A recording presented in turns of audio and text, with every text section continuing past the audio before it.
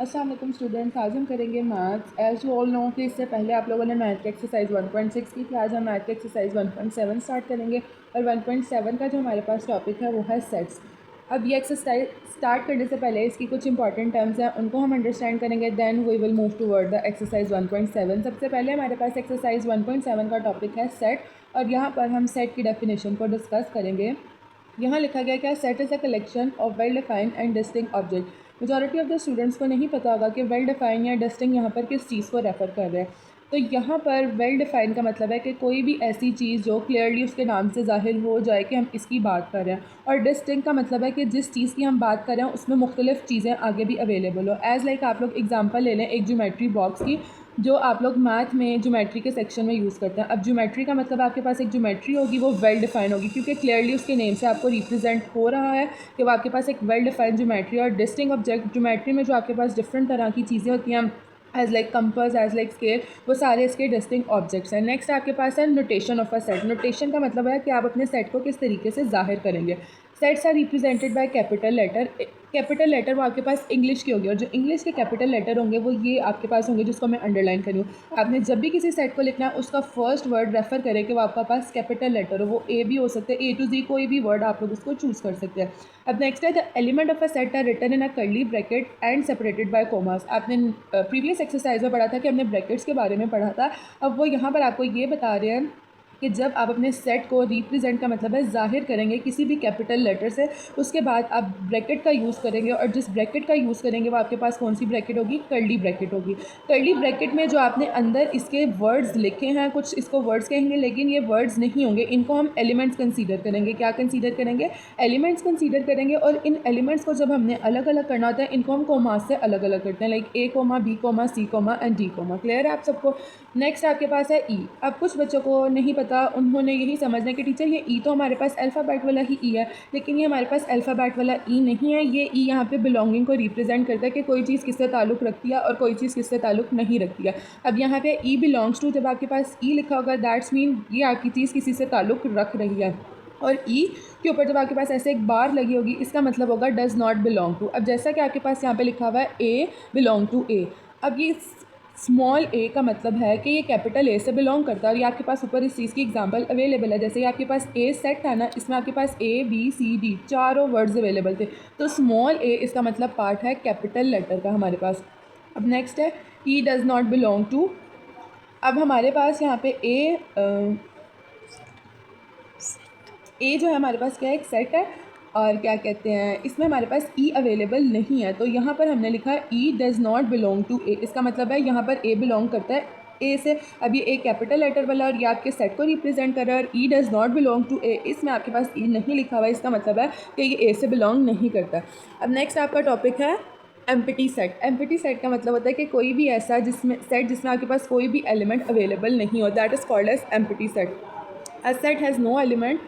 कोई भी ऐसा सेट जिसमें हमारे पास कोई एलिमेंट अवेलेबल नहीं हो उसको हम एम्प्टी सेट कहते हैं। और empty set also called as null set. Null का मतलब होता है ज़ीरो, मतलब उसमें नथिंग, कुछ भी आपके पास अवेलेबल नहीं है। और इसको रिप्रेजेंट आप किससे करते हैं, एम्प्टी ब्रैकेट से। और ये जो साइड पे दो ब्रैकेट्स अवेलेबल हैं इनको आप क्या कहते हैं, कर्ली ब्रैकेट्स। और ये आपके पास जीरो का साइन है, उसके ऊपर ऐसे नॉट लगा हुआ, दैट इज़ मीन कि आपके पास नल सेट है। नेक्स्ट आपके पास है सिंगलेटन सेट। सिंगलेटन सेट आपके पास वो वाला सेट होता है जिसमें आपके पास ओनली वन एलिमेंट अवेलेबल होता है। A set has only one element, then it is called as a singleton set. Suppose like आपके पास एक ये सेट है और इसमें आपके पास एक ही एलिमेंट अवेलेबल है, तो इसको हम क्या कहेंगे, सिंगलेटन सेट। सिंगलेटन सेट ऐसा है सिर्फ आपके पास सिंगल एलिमेंट अवेलेबल होगा। नेक्स्ट आपके पास है एक्सप्रेशन ऑफ अ सेट। जैसे आप बोर्ड मैथ्स रूल में अपने किसी भी क्वेश्चन को डिफरेंट टाइप की ब्रैकेट से रिप्रेजेंट करते हैं, यहाँ पर भी आप अपने सेट को डिफरेंट तरीके से रिप्रेजेंट करेंगे। अब expression of a set can be express in three ways. इनके तीन तरीके हैं जिससे आप अपने सेट को रिप्रेजेंट कर सकते हैं। सबसे पहला जो आपके पास तरीका है वो है टेबुलर फॉर्म, नेक्स्ट आपके पास है डिस्क्रिप्टिव फॉर्म, और थर्ड आपके पास है सेट बिल्डर नोटेशन। अब पहला सवाल है कि टेबुलर फॉर्म होती क्या। टेबुलर फॉर्म आपके पास as like simple set form है जिसमें आप कर्ली ब्रैकेट का यूज़ करते हो, और कर्ली ब्रैकेट में जो आप अपने एलिमेंट्स लिखते हो उनको कोमास के साथ सेपरेट कर देते हैं। सपोज लाइक आपने यहाँ पे लिखा ए और आपने इन सब के पास कर्ली ब्रैकेट का यूज़ किया और कर्ली ब्रैकेट में सबको सेपरेट कर दिया कोमा के साथ, तो that is called as tabular form. Next आपके पास है डिस्क्रिप्टिव फॉर्म। डिस्क्रिप्टिव का मतलब होता है कि किसी भी चीज़ को वर्ड्स में लिख कर एक्सप्लेन किया जाए। और सेट बिल्डर नोटेशन आपके पास ऐसी फॉर्म है जिसमें आप मैथमेटिकल एक्सप्रेशंस का यूज़ करते हैं। मैथमेटिकल एक्सप्रेशन लाइक आपने ग्रेटर के साइन को यूज़ करना है, स्मॉलर के साइन, लेस देन के साइन को, this and that sign use करेंगे। ये वाली फॉर्म आपके पास सेट बिल्डर नोटेशन में यूज़ होती है। और इससे जो रेलेवेंट क्वेश्चन है वो आप आगे करेंगे, देन आपके लिए ये ज़्यादा क्लियर होगा। अभी सिर्फ आपका इसको क्या दिया गया है, इंट्रो दिया गया। अब एक्सरसाइज 1.6 का क्वेश्चन नंबर 1 है कि write the following sets in tabular form. अब सबसे पहले फर्स्ट क्वेश्चन है A is equal to set of first 5 odd number के। आपने एक सेट बनाना है और वो सेट को किससे रिप्रेजेंट करना है, ए से, और उसमें आपने पहले 5 ऑड नंबर बताना है। आप सबको पता है कि ऑड नंबर वो नंबर होते हैं जो 2 के टेबल में नहीं आते हैं। एज लाइक जैसे 1 हो गया हमारे पास, 3 हो गया, 5, 7, 9। और यहाँ पे हमने इसको रिप्रेजेंट किया ए से। उसके बाद हमने किसका यूज़ किया, कर्ली ब्रैकेट का यूज़ किया। स्टार्टिंग पे भी कर्ली ब्रैकेट एंड लास्ट पे भी कर्ली ब्रैकेट। और ऑड नंबर हमारे पास वही नंबर है जो 2 के टेबल में नहीं आते हैं। तो 5 का था ऑड नंबर 1, 3, 5, 7, 9, और इन सबको सेपरेट किससे किया गया, कोमा से सेपरेट किया गया। नेक्स्ट है B is equal to set of a days in a week. वो कह रहे हैं कि आपने एक ऐसा सेट बनाना है जिसमें आपके पास एक हफ्ते के पूरे नाम आते हैं। अब हमने बी लिखा, बी यहाँ पे एक सेट को रिप्रेजेंट करा है। बी इज़ इक्वल टू, अब वीक में कितने डेज होते हैं, 7। इट्स मीन हम यहाँ पे 7 डेज़ को लिखेंगे, Monday, Tuesday, Wednesday, Thursday, Friday, Saturday and Sunday. लेकिन इनमें हमने इन सबको जो सेपरेट किया वो किस चीज़ से सेपरेट किया, कोमा से सेपरेट किया। नेक्स्ट हमारे पास है E is equal to X bar X belongs to Z. अब यहाँ पे जेड किस चीज़ को रिप्रेजेंट कर रहा है, इंटीजर्स को रिप्रेजेंट कर रहा है। और आप लोगों को जब 1.1 सिखाई गई थी और 1.2 का कॉन्सेप्ट बताया गया था, उसमें आपको बताया गया था कि इंटीजर्स क्या होते हैं, और इंटीजर्स में एक नंबर लाइन का भी कॉन्सेप्ट था। अब हमारे पास क्या है, जेड यहाँ पे किसको रिप्रेजेंट कर रहा है, इंटीजर्स को रिप्रेजेंट कर रहा है। उसके बाद हमारे पास लिखा हुआ है, इसको हम कहते हैं और। ये हमारे पास साइन होता है और एंड का, एंड -9। अब ये वाला जो हमारे पास साइन है इसका मतलब है लेस देन और equal to X, less than और इक्वल टू 12। वो क्या, ये क्वेश्चन जो आपके पास फॉर्म में ना, ये सेट बिल्डर फॉर्म है। मतलब इसमें आपके पास जो सारी वैल्यूज़ है ना वो मैथमेटिकल नोटेशन में यूज़ हुई हैं। अब इनको हम ब्रीफली डिस्क्राइब करेंगे। वो यहाँ पे आपसे बात करें कि आपने इंटीजर्स को यूज़ करना, और इंटीजर्स के जो नंबर होंगे वो -9 से स्टार्ट होंगे और 12 तक जाएंगे। वो लेस देन 9 से आपके पास जो सारी वैल्यू होंगी ना वो छोटी होनी चाहिए, ठीक है। -9 और उससे छोटी वैल्यूज़ होंगी, और 12 से छोटी वैल्यू, मतलब 12 से बड़ी वैल्यू नहीं जानी चाहिए और -9 से बड़ी वैल्यू नहीं जानी चाहिए।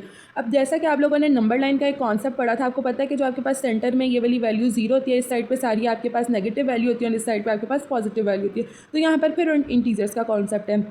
इट्स मीन हम -9, -8, -7, -6, -5, -4, -3, -2, -1, 0, और यहाँ से 1, 2, 3, 4, 5, 6, 7, 8, 9, 10, 11, 12।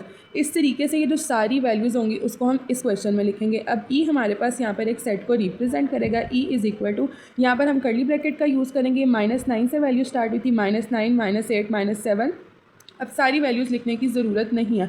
अब टू सो ऑन करके हम ये वैल्यूज़ कहाँ तक लिख देंगे, 12 तक लिख देंगे। अब लास्ट आपके पास क्वेश्चन है set of the first Edward prime number. आपने यहाँ पे किसका सेट बनाना है, एक एज का सेट बनाना है, और इसमें आपने कौन से नंबर लिखने हैं, प्राइम नंबर। अब प्राइम नंबर आपके पास वो नंबर होते हैं जो सिर्फ अपने ही टेबल में आते हैं, और आपने पहले 5 प्राइम नंबर बताने हैं। तो 1 वो अपने टेबल में आता है, 2 भी सिर्फ अपने टेबल में, 3, 5, 7 इतने भी इनफ है। लेकिन अगर आप थोड़े से और ज़्यादा लिखेंगे that will be preferable for you. और इन सबको जो आपने सेपरेट करना है वो कोमा से सेपरेट करना है। होप सो आपको समझ आई होगी।